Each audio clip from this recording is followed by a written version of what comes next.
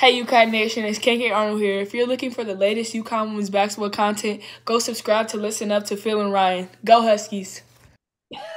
Phil and Ryan will listen up. All right, we was waiting for the record button to start, so I think Ryan, we're good to go now. Ryan, it's been a heavy morning for Ryan. I bet he is glad to get me on and off of here. He's had enough. So, Ryan, but this news today, I'm sure will bring a smile to your face, everybody's face. I know you have a lot of good, well, a little bit of good news for us at least. Updates on two more young ladies possibly coming to UConn. Don't want to start any rumors though. I said possibly. Thank you, Ryan, on this August 8th. We're getting the leftovers of Hurricane Debbie, so we pray for everybody in Florida and the Carolinas. I know that was devastating for a lot of people, so we want to reach out to them and they're in our thoughts and prayers as they recover from this terrible storm on the East Coast. Ryan, to get down on into it, thank you again to CT Insider. UConn women's basketball already has two verbal commitments from the class of 2025 recruits. You and I were aware of that. But now, according to On3, the Huskies may get two more as the program made the list of top finalists for two additional 2025 recruits. I know a lot, two big names that Ryan's going to tell us about. A lot of big schools interested in these two young ladies. But man, I tell you what, Ryan, even if UConn can get one of them, not two, but at least one, that's going to provide a lot of height and a lot of depth for years to come. Yeah, some pretty exciting news during the all season. UConn, of course, like you said, in the running to land two recruits for the class of 2025. The first being 6'4" wing slash forward player from IMG Academy. Lara Somfai has narrowed her list down to Duke, Stanford, and UConn. She's ranked number 31, I believe. I looked it up yesterday on ESPN's rankings. So not the normal top 10 recruit like UConn's used to getting, but I really don't think that matters. Getting a 6'4" player would be huge for UConn. Somfai was born in Australia, and of course, now she's playing high school ball for IMG Academy in Florida. She's already taken a visit actually to UConn, but plans to visit Stanford and Duke in the near future before making her final decision. I watched some of her highlights yesterday. She played for Australia, scored 28 points against Malaysia. She has a great post game, can also shoot the three ball. So I think she would be a pretty good fit for the Huskies. Definitely looks like a really solid player. And the second recruit is Agot Makeer, ranked number 6 in the class of 2025, 6'1" forward from Ontario, Canada. Aaliyah Edwards, former player from Canada, she turned out pretty well for UConn. So hopefully Makeer can be kind of a similar player for us. Makeer's narrowed down her top 6 schools: South Carolina, Duke, Michigan State, UNC, Kentucky, and of course UConn. She's not visited UConn yet, but says she plans to visit before also making her final decision later this year or maybe the beginning of next year. But Makeer said having a relationship with the coaching staff is really big and is why she has chosen her final 6 schools. She spoke about UConn and said, quote, "It's been my dream school ever since I was a kid. Them reaching out and wanting me to be a part of their team has been kind of shocking." And she also said that she just want just they just make pros, and that's what attracts me to UConn. Definitely not wrong about that. So Makeer is also a player that can drive to the basket and score, but also can shoot the outside shot.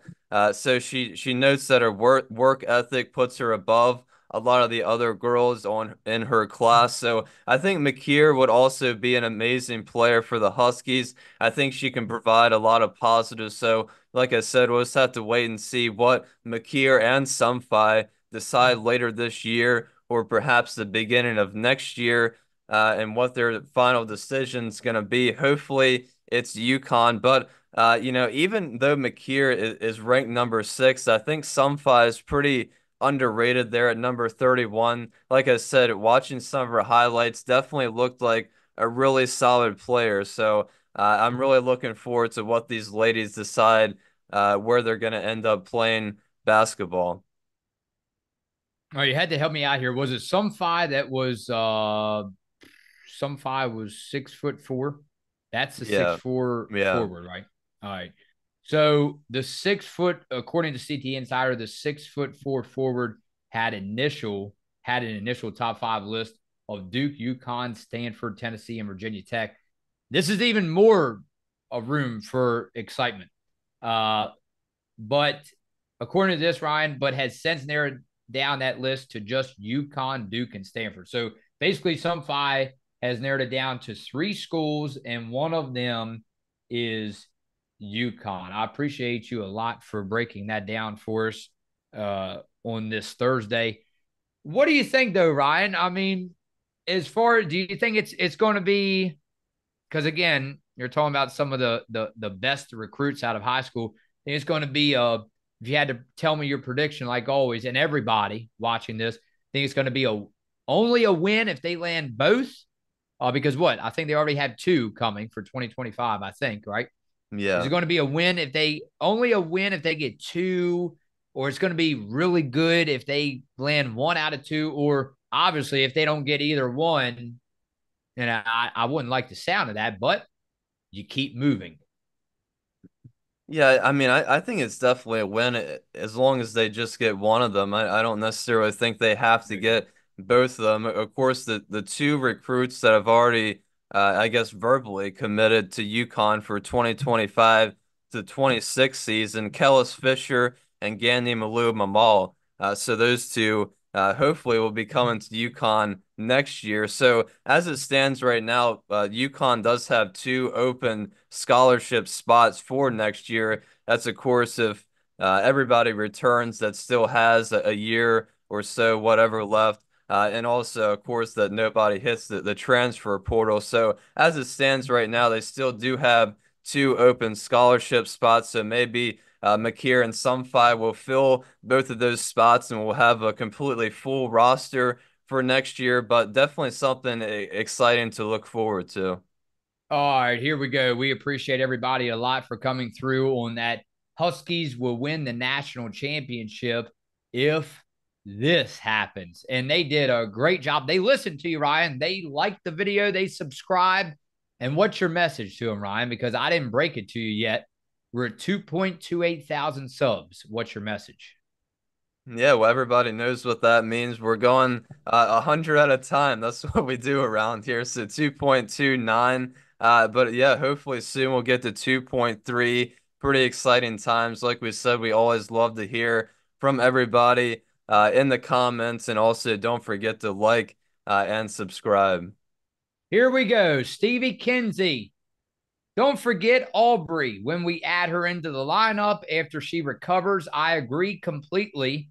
The bigs need to come through. I'm really curious about what the rotation will be once the season is underway. Yeah, I think all of our bigs can kind of deserve a spot.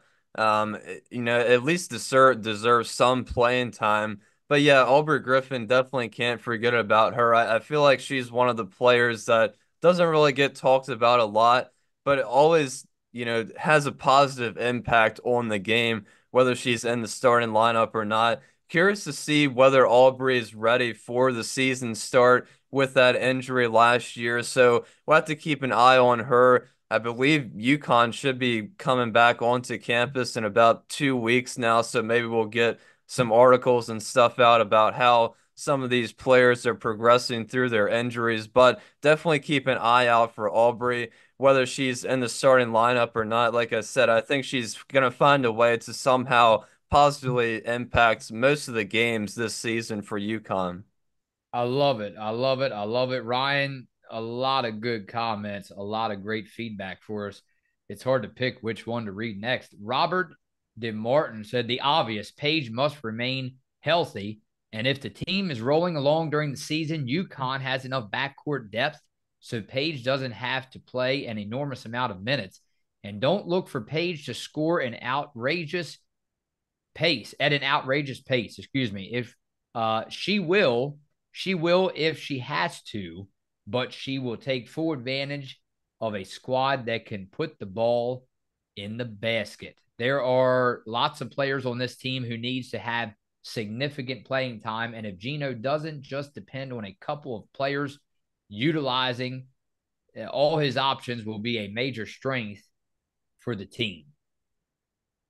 Yeah, we talked about it before about Paige, how it's not really her game to go out every single night and score 30 or 40 points and get 10 assists or whatever. I feel like Paige has always been setting up her teammates. She wants all of her teammates to succeed alongside her. So I feel like they said, Paige needs to score an absurd amount. She definitely can, but I think Paige's game is more suitable that she gets all of her teammates involved, and it's more of a team win feel. And I feel like we saw a lot of that last year, but Paige can definitely have a 30 or 40 point night if some of the other players are struggling, and Paige needs to step up at any given moment. Lindsay Matthews, thank you again for commenting away. How about Just Me said, another great show, Phil and Rye. I agree that UConn has a great opportunity to win another NCAA if the veteran players stay healthy and KK, Ashland, and Ice continue their play. And if the new freshmen, women, contribute, UConn could go undefeated. Let's hope the referees call all fouls to stop the bullies in the NCAA. Yeah, to go undefeated, I think definitely need to have a little luck on your side. Definitely haven't had that the past couple seasons, so maybe we'll finally get a little luck coming our way. But we got to remember, Ryan, do you have to go undefeated basically in any sport to win it all? No, you No. don't, but it definitely would take the put the cherry on top. And Yeah. UConn obviously has done it before, and I think I mean they definitely have the roster capable of doing it. A lot of tough out of conference games, of course, but Yeah. yeah, expecting a couple losses can't really predict an undefeated season, but if it happens, it would be wonderful to see. How about PT Eddie, Ryan? Thanks for this video, guys. I did not expect it. I was surprised to see it when I turned on the HP this morning. I'm with you. I think that UConn is a monster this year. And if Gianna stays healthy and has a big year, I'm a Page fanatic, but I give Edwards the credit for last year's success. Thanks again for this video. Go Huskies. Yeah, you said it, Ryan. Hats off to you.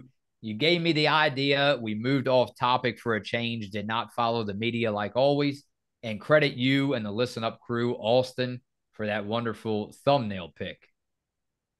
Yeah, Edwards was Aaliyah was definitely a really big part. Of course, she was her freshman and sophomore year, but how she really blossomed the last two seasons was pretty incredible to see, and having a pretty good year with the Mystics, of course. But yeah, I think if some of these bigs step up for us and kind of have a similar impact as what Aaliyah did, especially the past two seasons, I think we're going to be in pretty good shape. All right, Ryan, I'll leave it at that. Yeah, pretty good shape, especially if these two recruits that we just went over today commits to UConn.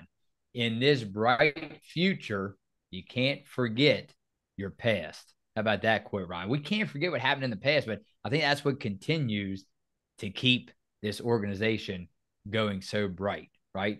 Rich history. They say it right here in this county we're in. Rich history, bright future. Phil and Rye on Listen Up.